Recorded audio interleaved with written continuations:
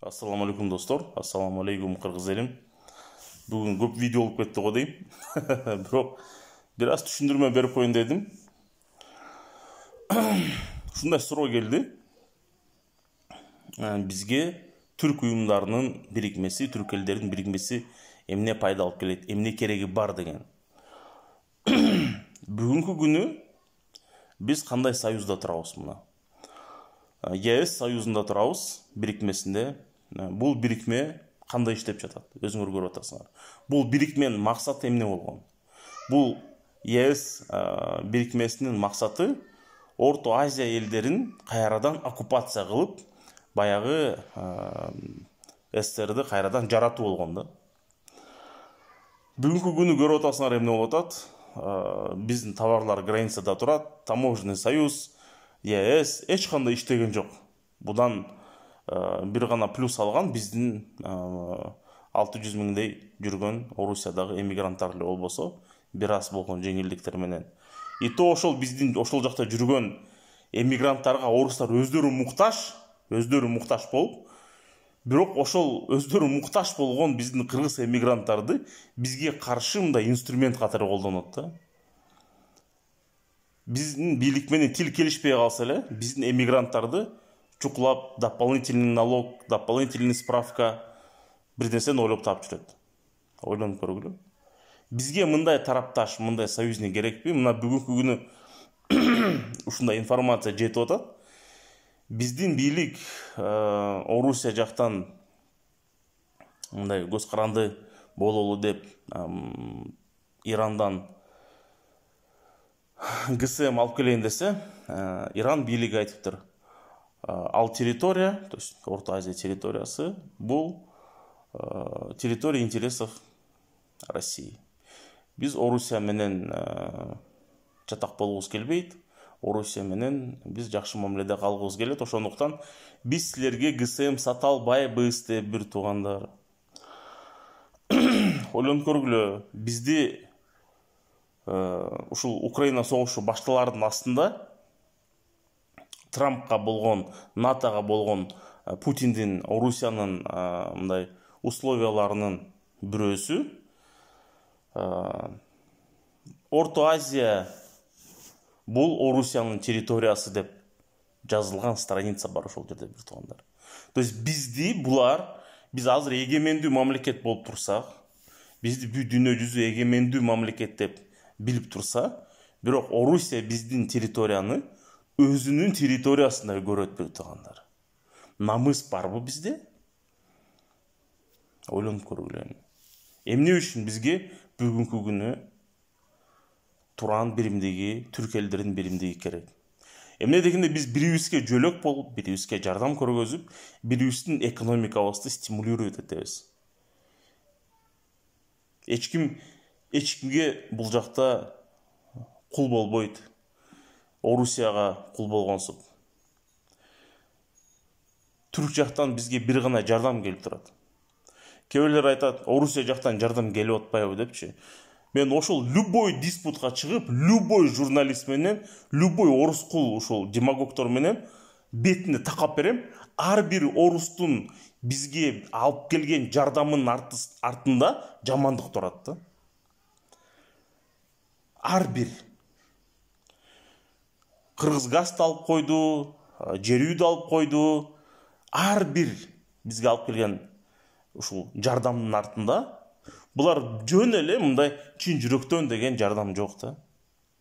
Мына бизге пайда алып келип аткан 300 миллион жыл сайын пайда алып келип аткан Гансини чыгартырып салды. Анын ордуна Кыргызстанга вооружение алып келиш керек болчу. И то бизге бүгүнкү күнү ошол алып келген эски вооружениясын мындай жест доброй воли деп мындай үстөмдүк кылып айтып атат да. Бирок алар бизге карыз, бизге 1 миллиард 200 миң долларга вооружение алып келгенге карыз биз бул жактан Гансини чыгарган үчүн. И то ошол вооружение келген жок. Бүгүн канча жыл өттү? Ошол убактан бери 1 миллиард 200 миң долларга Орусия алып келе турган вооружение, ал жакта обговоренный системы С-300 алып келиш керек болчу, алып келинген жок бир туугандар. бизге түрк элдеринин биримдиги эмне керек? Эмне үчүн бүгүнкү күнү мына Европа биримдиги бар, Европа элдеринин биримдиги бар, а түрк элдеринин биримдиги болбош керек. Эмне үчүн биздин акыбыз жокпу? Биздин тарыхыбыз бир, каныбыз бир, динибиз бир, маданиятыбыз бирдей. Эмне үчүн биз батыштын ушундай цивилизованный деген понятие менен алардын цивилизациясына кул болуп, аларды копировать этип, алардын кийимдерин кийип, алардын мамилелерин жанагы гей парадтарын өткүзүп жүрүш керекпиз? Биздин өзүбүздүн руханий байлыгыбыз бар. Биздин өзүбүздүн абдан чоң бурмаланган Орусия тараптан тарыхыбыз бар. Эмне үчүн биз аларды тураш керекпиз? Бүгүнкү күнү биз өзүбүздүн маданиятты, өзүбүздүн тарыхты, өзүбүздүн үрп адатты сактап калсак, биз ошол менен бай болобуз да. Эгерде биз аларга окшошуп, алардай кийинип, алардын музыкасын угуп, алардын ырларын ырдап, алардын кинолорун көрүп жүрсөк, эмне болуп калабыз? Ошол нерсени глобализация дейт да. Сиз эмне үчүн батышка каршы? Мен батышка каршы эмесмин. Мен ар дайым кайсы жерде болбосо науканы колдоп жүрөм. Сөз жок, бүгүнкү күнү батыш элдери бизден астага кеткен наука жагынан. Келгиле, жакшы жагын алалы, жаман жагын албайлы. Өзүбүздүн тарыхты, өзүбүздүн маданиятты даңазалайлы, өзүбүздүн тилди сактап калайлы. Бирок алар өздөрүнүн ошол маданиятын бизге алып келатканда токтогула дейбиз. Силерден бизге керек нерсе бул ушул наука, медицина жана башка пайдалуу нерселер. Пайдасыз нерселерди өзүңөргө калтырып койгула бир туугандар деш керекпиз да. Мына бүгүнкү күнү арабтардын союзу бар. Ушул южноамериканский же американский союздар бар. Бирок биз жаңылык ушу евразийский континенттеги эле жаңылыкты угуп отурабыз да.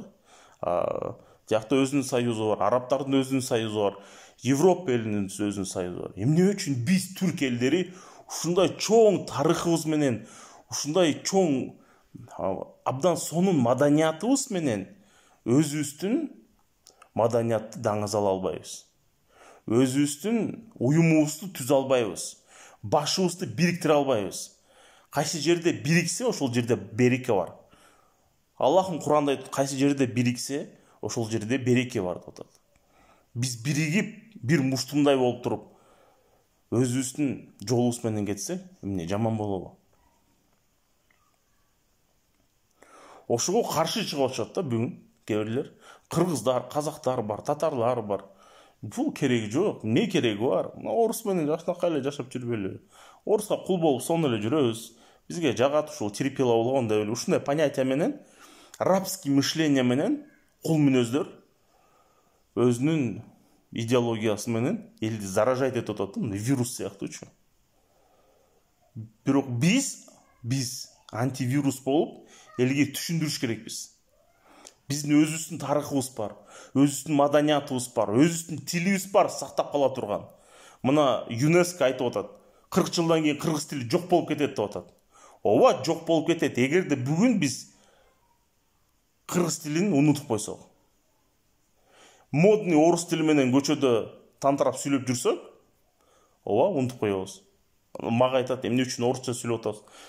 Мен өмүр бою орусча сүйлөп чоңойгон балдар. Кечөөнү эле кыргызча сүйлөп баштадым.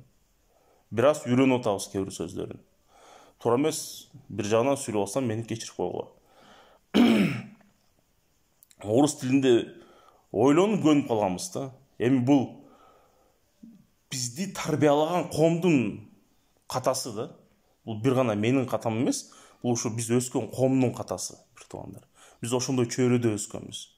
Бирок Кудайга шүгүр, эгерде кечөөнү орусча сайрап жүргөн мен оңолсом, анда орустар айткандай не все потеряно дейт го, ошондой да, бир туугандар. Анда оңолот кыргыз элим. Биздин балдар да оңолот, келечекте оңолот анда. Ошондуктан колдон келишинче кыргыз тилин даңазалаш үчүн биз өзүбүз күчтүү болуш керекпиз. Бирок канчалык биздин үстүбүздө орустар турса, Орусия турса, ошончолук биздин тарых, ошончолук биздин тил, ошончолук биздин маданият тепселип калат.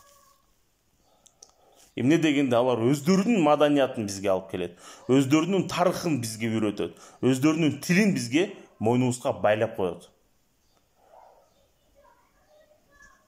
Бүгүнкү күнү тил комиссиясы отурса, ошол жерге жанталашып желмобуз Орусиянын элчиси жүгүрүп келип, силер фашистсиңер, силер тигиндейсиңер, мындайсыңар, бизди жаман көрөсүңөр, силер русофоб болуп баратасыңарбы деп туруп коркутуп баштайт ошол жерге. Истеричка бүгүнкү биздин элчиси, Орусиянын элчиси истеричка да. Ошол жерге келип алып туруп, жана кичинекей баладай болуп, истерика кылат, жана жаман катындай болупчу. Ойлонуп койгула. Эгерде биз түрк элдер биригип бир муштумдай турбасак, булар биздин башыбызга чыгып бийлейт балдар. Ошону каалайсыңарбы? Анда ошолорду колдоп жүрө бергиле. Эгерде силер Кыргызстан эгемендүү, эркин мамлекет, күчтүү мамлекет болсун десеңер, анда түрк биримдигин колдош керексиңер. Түрк элдеринин ортосунда жакшы мамилени түзгөнгө аракет кылыш керексиңер. Кандай гана провокаторлор азыр интернетте отуруп, кыргыз менен казакты, казак менен өзбекти уруштурбасын, силер ага жол бербеш керексиңер, аны токтотуш керексиңер. Ошондо гана биз биригип, башыбыз биригип, бир муштумдай болуп туруп, орус болобу, батыш болобу, ким болбосун, кандай идеология болбосун, эмне менен келбесин, бетине муштум менен бир чапканга даяр болобуз да. Ошону жакшылап ойлонуп көргүлө берет турганда.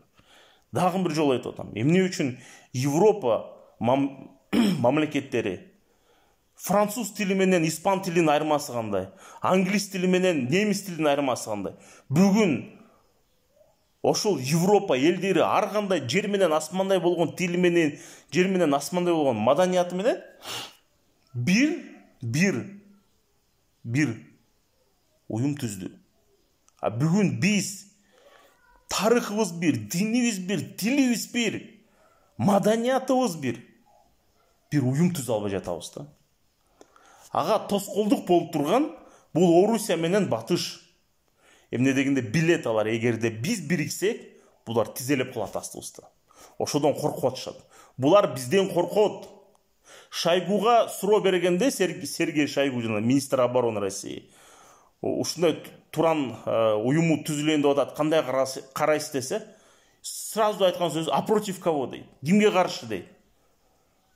Түшүнүп атасыңарбы? Булар бизди жаман көрөт. Булар бизден коркот. Ошон үчүн ушундай суроону берет бир туугандар. Ошондуктан келгиле, Аллахым өзү колдосун, биригели, бир муштумдай бололу, кыргыз, түрк, бүт элдердин бардыгын бириктирип туруп, бир муштум болуп туруп, бир уюм түзөлү бир туугандар. Аракет кылалы. Бүгүн болбосо эртең болбосо бүрсү күнү болбосо наркы күнү 1 жыл, 2 жыл болобу, бирок бул уюм түзүлүш керек. Башыбыз биригиш керек, бир муштум болуш керек бир туугандар. Ассаламу алейкум.